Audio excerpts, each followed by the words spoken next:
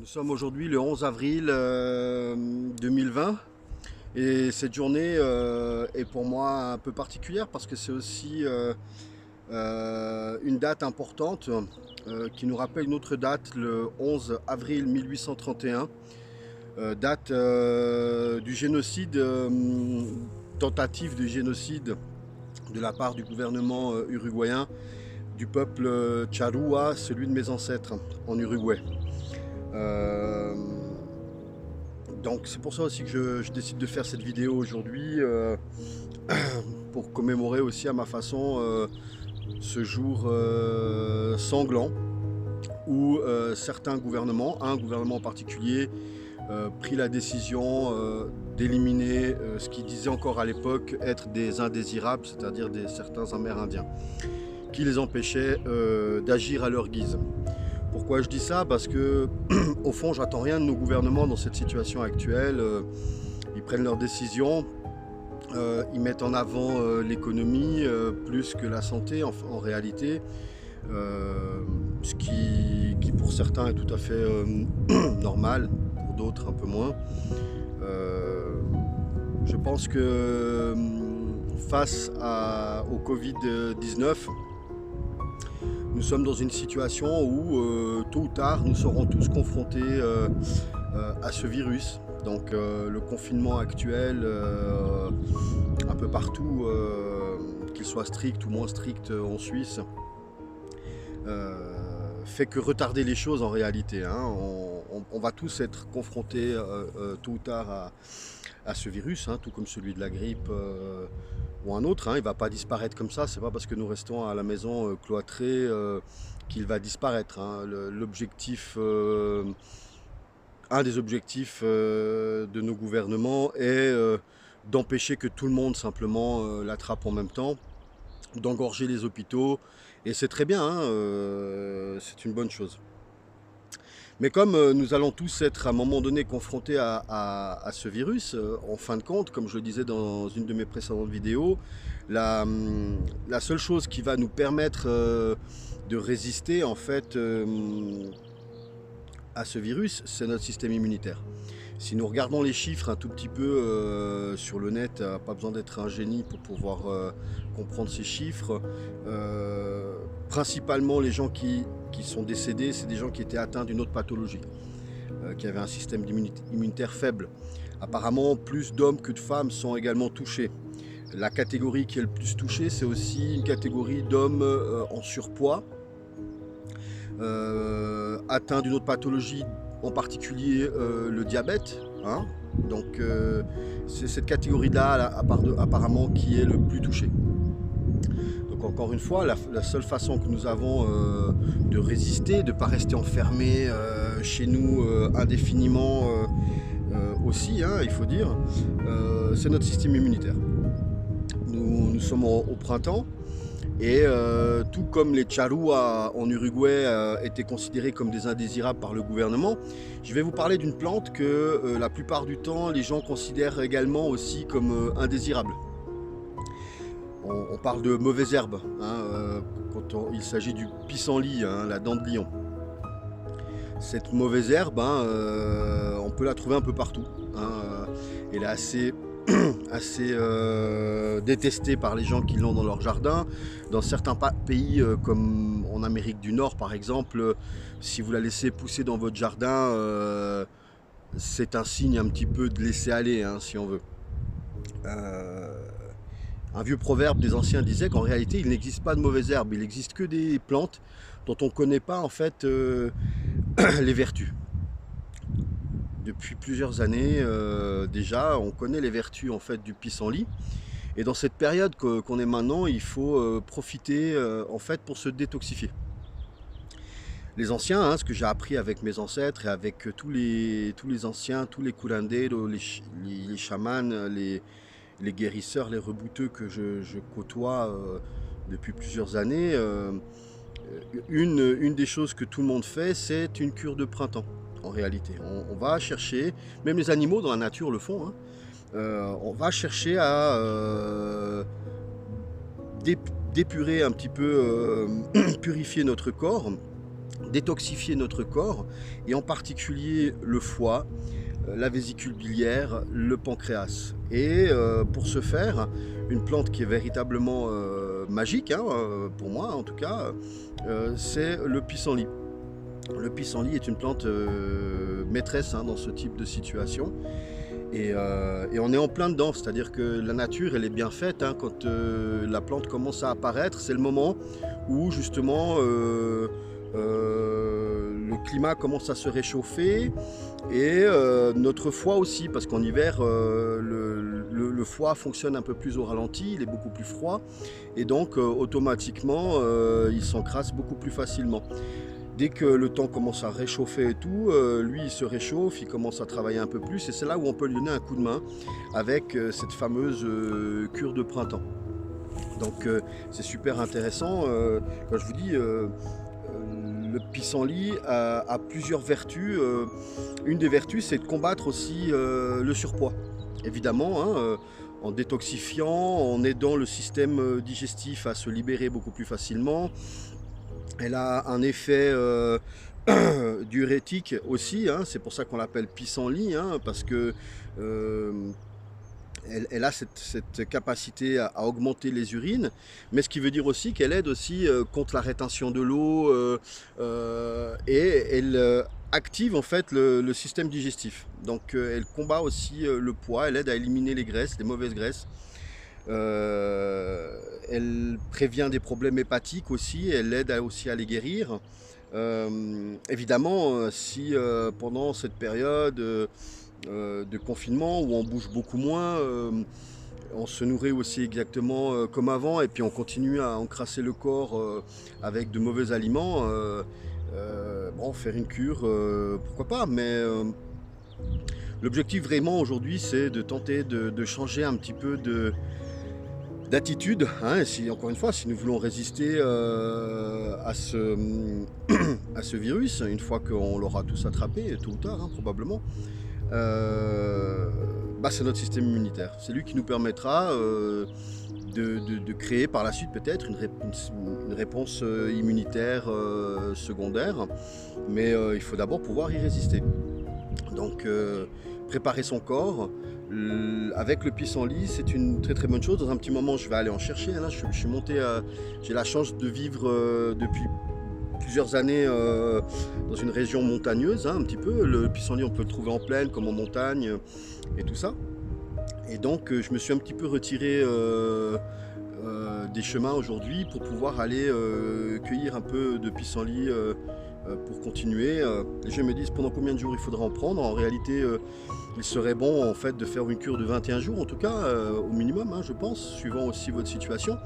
Le pissenlit, il a la capacité d'aider à réguler le sucre dans le sang, donc c'est très bon pour ceux qui pourraient développer du diabète également. Il a une capacité, hein, il est riche en micronutriments de toutes sortes, en potassium, beaucoup de potassium aussi, et donc il prévient, hein, comme je dis, aussi certaines maladies cardiovasculaires, d'accord, hein, ce qui n'est pas un mal dans la situation actuelle. Et c'est vrai que si vous regardez un petit peu les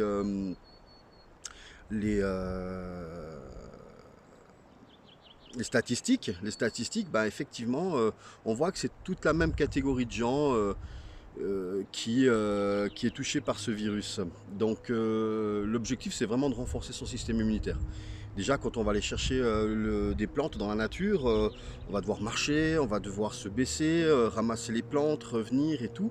Et rien que ça, déjà, ça nous pousse un petit peu d'exercice. Pour ceux qui peuvent.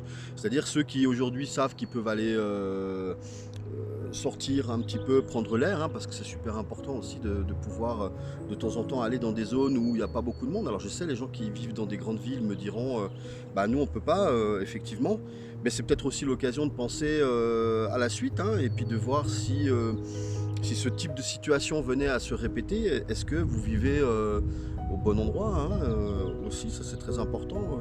Moi j'ai pris la décision il y a déjà plus de 10 ans de me retirer, hein, de partir vivre un peu plus loin, où en plus les loyers sont pas chers du tout, hein, au final, parce que personne veut vivre loin, hein, loin de tout, c'est vrai. Ça demande un peu plus d'autonomie un petit peu plus de prévoyance, hein, ça c'est sûr. Une des choses que je voulais aussi vous parler un petit peu pendant cette période de printemps, donc une des premières choses qu'on fait effectivement, c'est cette cure de printemps, hein, très important. Deuxième chose qu'on fait, c'est le nettoyage de printemps. Qu'est-ce que c'est le nettoyage de printemps? C'est l'occasion en fait de se débarrasser de tout ce qui nous est véritablement inutile, parce que de la même manière que notre foie, il accumule des toxines et tout, nous en tant qu'être humain, on accumule énormément de choses qui ne nous sont pas du tout utiles. D'accord? Donc c'est vrai, c'est véritablement l'occasion, en fait, le printemps, nettoyage de printemps, de nettoyer sa maison, son grenier, son garage. Et là, on a le temps, hein, actuellement, c'est une bonne occasion. Et puis de jeter tout ce qui nous est totalement inutile et qui nous encombre, hein, tout comme les toxines pour le foie qui nous encombrent. Jeter toutes ces choses qui nous encombrent, qui ne nous servent à rien, en fait. Ce que nous possédons finit par nous posséder, en réalité. Donc ça, c'est la deuxième chose que je conseille toujours à mes patients dans cette phase un petit peu de printemps, c'est de profiter, de démarrer une cure, d'éliminer, de faire ce nettoyage de printemps, d'éliminer toutes les choses qui nous encombrent, parce que quand elles nous encombrent quelque part dans la maison, même dans un placard ou dans un grenier, on va se dire ah on le voit pas, en réalité ils sont quelque part, ils sont là, ils nous empêchent d'avancer, d'accord ? Donc ça c'est éliminé. La troisième chose, c'est une purification beaucoup plus spirituelle.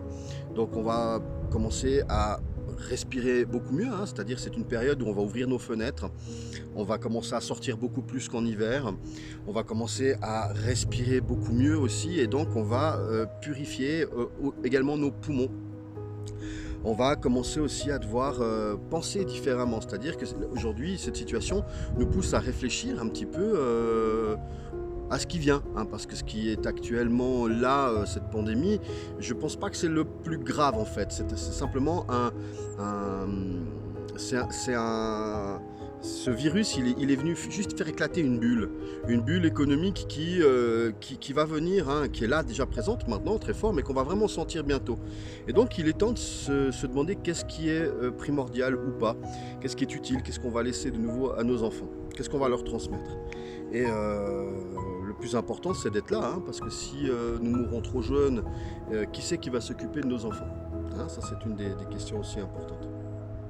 Donc la première chose, cure de printemps, nettoyage de printemps, hein, et purification par l'eau, l'air, hein, tous les éléments, hein, on en parlera un petit peu plus dans une autre vidéo.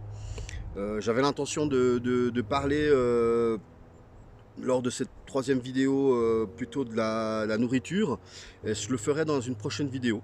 Je pense que là c'était l'idéal. Aujourd'hui j'ai profité pour encore une fois aller sortir, ramasser encore un petit peu de pissenlit, hein. Je continue, je fais des infusions, des tisanes 2 à 3 fois par jour, hein, quand même.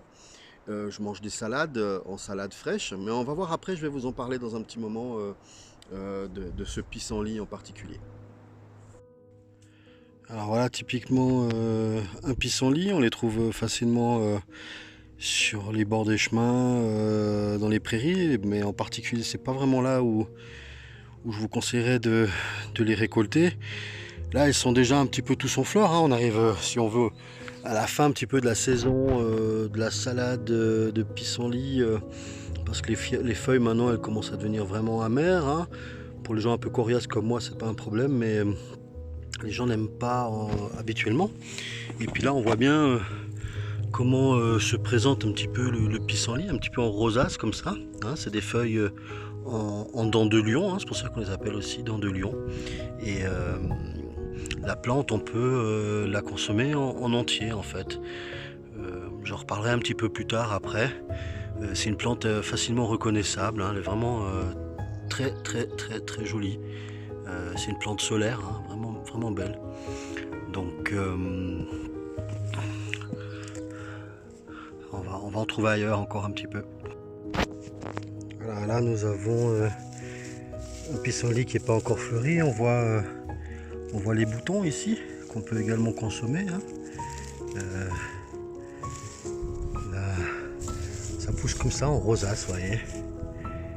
De nouveau, ceux qui connaissent pas les plantes et tout, je leur conseille plutôt d'aller chez un maraîcher, chez leur droguiste, pour pouvoir récupérer une cure, hein.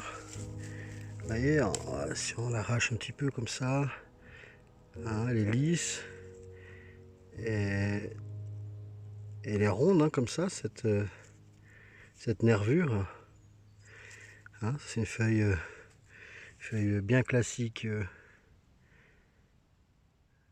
en dents de lion, comme ça, toute petite. Vous voyez là, je l'ai coupée, puis on a un latex.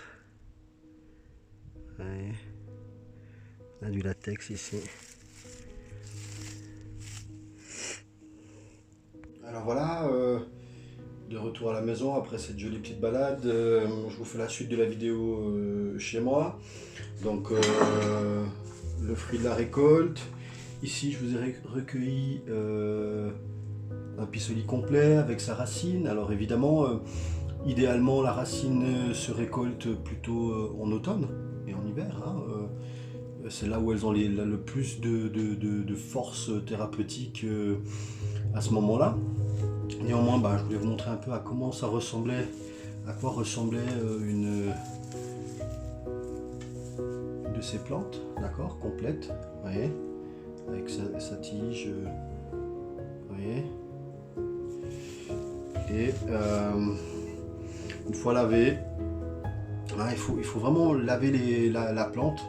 Suivant vous allez l'accueillir, hein, comme je dis, et essayez d'éviter les pâturages, les chemins, les bords de chemin, tout ça. Pourquoi? Parce que les renards peuvent aller pisser dessus. On peut aussi dans les pâturages avoir un autre problème qui est celui de la douve du foie, hein, je vous laisse regarder sur le net. Donc si vous l'avez recueilli comme ça dans la nature, un petit conseil c'est déjà de bien les laver, et moi ce que je fais c'est je mélange un petit peu de vinaigre avec de l'eau et je les laisse tremper dedans un petit moment pour être sûr qu'elles sont bonnes à la consommation. Comme je vous ai dit, le pissenlit est une plante qu'on utilise dans sa totalité, c'est-à-dire qu'on va utiliser au printemps, avant la floraison en général, on va utiliser les feuilles en salade par exemple, hein, c'est assez connu, hein, salade de pissenlit de dents de lion. On va après la floraison, on peut continuer à la consommer, hein, elle ne devient pas inconsommable. Maintenant, elle sera beaucoup plus amère. Et pour ça que la plupart des gens ne la consomment pas. Là, on arrive par exemple en fin de saison, un petit peu comme ça. Elles sont déjà bien fleuries un peu partout. Et par contre, on peut continuer à recueillir les feuilles, les faire sécher. On peut en faire des infusions, des tisanes pour continuer la cure, hein. Il ne faut pas arrêter la cure parce que les plantes sont devenues trop amères. Les racines vont être utilisées aussi, hein. On peut les faire sécher, on peut les manger crus également, on peut les faire cuire. Je vous ai montré un petit peu avant des boutons aussi. Le bouton de pissenlit peut être mangé ou préparé comme des capres, ça veut dire on va le mélanger avec du vinaigre et du sel et puis dans des bocaux, et puis on peut le garder, le conserver comme ça, les manger par la suite comme des capres, ou on peut juste les faire revenir à la poêle. C'est très très bon. Les fleurs, avec les fleurs, on peut fabriquer ce qu'on appelle un vin de pissenlit ou du miel de pissenlit, hein. Donc c'est à vous de voir un peu sur le net les différentes possibilités.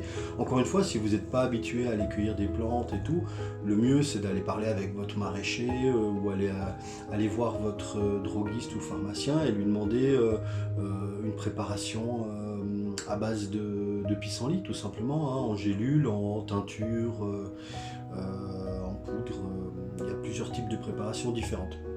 Donc moi, dès que j'ai l'occasion très rapidement d'en consommer, je vais essayer de le consommer frais le plus longtemps possible. Faire des infusions également, des décoctions, hein, en particulier, surtout quand il s'agit de la racine. Donc voilà, là, le fruit de ma récolte. Ah ouais, ça c'est une feuille typique de pissenlit, hein, on ne peut pas se tromper, hein, vraiment elles sont caractéristiques. Je crois que enfant on a tous déjà soufflé les pistils du pissenlit. C'est devenu d'ailleurs le symbole du Larousse, symbole de la connaissance qu'on essaime au cas de vent. Je vous l'ai dit la dernière fois, le seul moyen de combattre l'ignorance, c'est par la connaissance, hein. tout simplement. Donc moi, quand je me prépare des salades, j'aime bien aussi mélanger avec du radis noir qui est aussi un excellent ami pour votre foie. Donc le radis noir, là il est noir, mais quand vous allez le peler comme ceci, vous allez voir qu'il est blanc. Alors je le pèle, j'en fais des lamelles que je mélange après avec le pissenlit pour en faire une très bonne salade avec un petit peu de vinaigre et différentes choses. Vous pouvez le trouver déjà dans différents types de préparations comme ceci également, hein, pour continuer la cure, hein, pour ceux qui n'ont pas l'occasion, qui me diront voilà, on vit dans des grandes villes, on ne peut pas aller chercher du pissenlit, bien qu'on peut le trouver vraiment un peu partout. Hein, c'est une plante vraiment envahissante, hein, on pourra dire. Donc vous pouvez très bien acheter des infusions, boire 2 ou 3 fois des infusions par jour. Hein, ceux qui ont des problèmes de peau par exemple et tout ça, acné, eczéma, c'est une plante qui est extraordinaire contre ce type de problème. Pour le cancer aussi, on a fait des études récemment, des études ont été faites ces dernières années qui montrent l'efficacité de cette plante grâce à tous les antioxydants qu'il y a dedans. Hein. Elle est très riche en potassium, en calcium, en zinc, en vitamine C, en vitamine D, en vitamine B, en vitamine K et j'en passe. Hein, d'accord. Donc elle est très très riche en antioxydants et donc ça en fait une très très bonne plante pour combattre énormément de pathologies cardiovasculaires, intestinales, cancer et j'en passe, hein. C'est vraiment une plante extraordinaire et c'est pour ça que je l'utilise pour faire cette cure de printemps, pour pouvoir augmenter notre système immunitaire, perdre du poids aussi, comme je vous l'ai dit un peu plus tôt, c'est une plante extraordinaire dans le combat du poids, du sucre dans le sang pour prévenir le diabète, mais également aider les diabétiques qui auraient trop de résistance à l'insuline et puis qui ne sauraient pas comment réguler, éviter d'augmenter les doses, ils peuvent justement utiliser également le pissenlit. Donc je me répète, le plus important je pense, et c'est pas juste maintenant qu'il y a une pandémie qu'il faut faire une cure de printemps, hein, je dis, c'est vraiment une cure qui est pratiquée par nos ancêtres depuis la nuit des temps. Depuis la nuit des temps, nos ancêtres se purifient leur foie, nettoient leur habitat. Et comme je vous ai dit un petit peu plus tôt, il y a aussi cette part spirituelle qui, pour nous, les curanderos, rebouteux, chamans et autres, passe par un nettoyage des pensées. D'accord, hein, dans un temps souvent de solitude, c'est là le meilleur moment pour pouvoir faire une introspection, hein, évidemment. Se demander si notre système immunitaire, aujourd'hui, il est prêt à affronter, en fin de compte, ce type de problème. D'accord ? Donc, n'hésitez pas à me poser des questions. N'hésitez pas à me laisser des commentaires sur la page Facebook.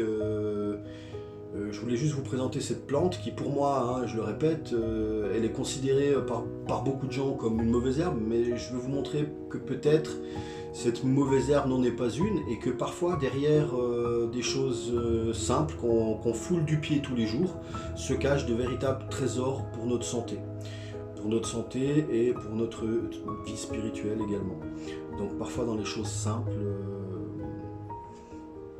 on peut trouver des trésors. Il ne faut pas oublier que l'être humain a survécu jusqu'ici, bien avant que les lobbies pharmaceutiques soient garants de notre santé. Hein.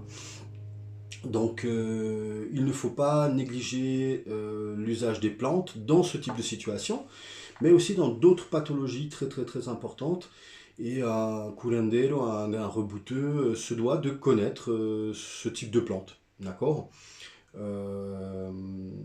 Traditionnellement, moi, quand j'interviewe des anciens, je me rends compte qu'ils connaissent entre 30 et 60 plantes facilement qui vont les aider à guérir les gens. Hein. Donc c'est une connaissance qu'on devrait tous posséder en fin de compte, qui se perd de plus en plus. Donc voilà, moi j'espère que vous tiendrez compte de ce que je vous ai dit aujourd'hui. N'oubliez pas les 3 points, donc cure de printemps, nettoyage de printemps, extrêmement important.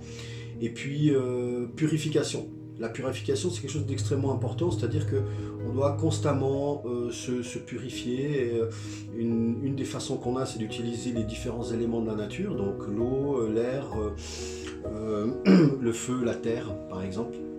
Et chacun de ces éléments va être source de purification. D'accord? Mais ça, on pourra en reparler une autre fois. Je vous souhaite une très bonne cure de printemps. Il n'est jamais trop tard pour commencer et pour bien faire. N'hésitez pas à poser des questions, n'hésitez pas à contacter des professionnels qui pourront vous guider dans ce type de processus. Je vous embrasse, que la paix et la santé soient sur vous et sur vos familles. À tout bientôt.